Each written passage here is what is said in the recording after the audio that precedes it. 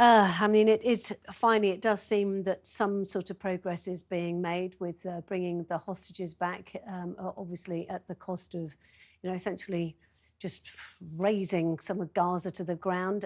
Secondly, the Israelis have always said that they suspected Hamas of using schools and hospitals and essentially Palestinians as human shields, and it seems that that is exactly what's happened. The fact that Hamas says no, this does not prove anything is neither here nor there. Since, I mean, how much can we believe what they say, since they are more allied to Al Qaeda and ISIS than anything else? But looking at the fact that finally there is a ceasefire.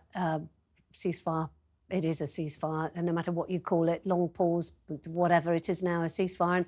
And this is what people have been asking for, been protesting about.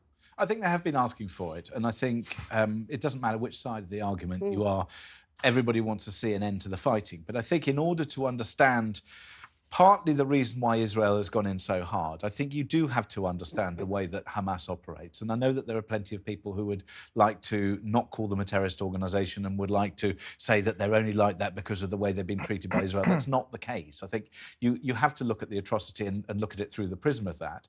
And also, the IDF is, I think, more accountable, maybe not as accountable as we'd like, but more accountable to at least the world stage, because they know that if they get it wrong, if they overstep, they're not going to continue to have the support of America or the West or anything else.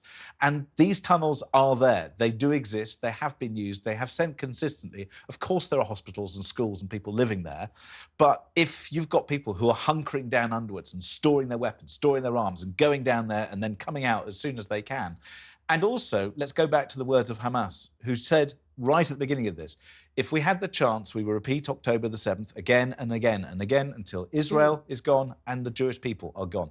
So it is awful, but I genuinely hope that now at least we're reaching a stage where perhaps talks can start and then we can begin to look at how quickly things change. A week ago, I was on here saying we should be having a ceasefire. People saying no, humanitarian pause. And I said it's the same thing.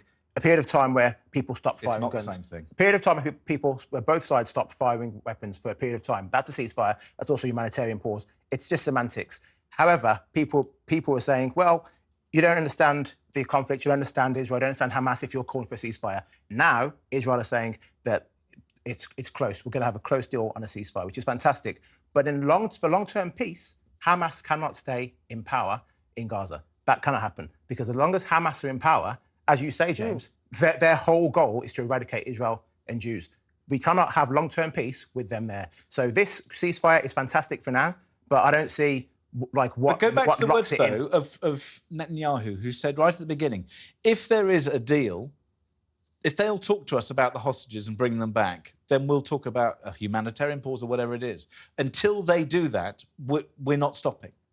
So I do think that something has moved, and well done to those who are in between, who have helped that happen. And again, like you, I don't actually mind what they call it. If you want to call it a ceasefire, I don't think it is technically, but whatever you want to call it. But I genuinely think that something has moved, that they have to be prepared to recognise each other. Israel recognises that Hamas exists. They'll say, we'll talk. Hamas has never wanted to speak to Israel. I guess they do now.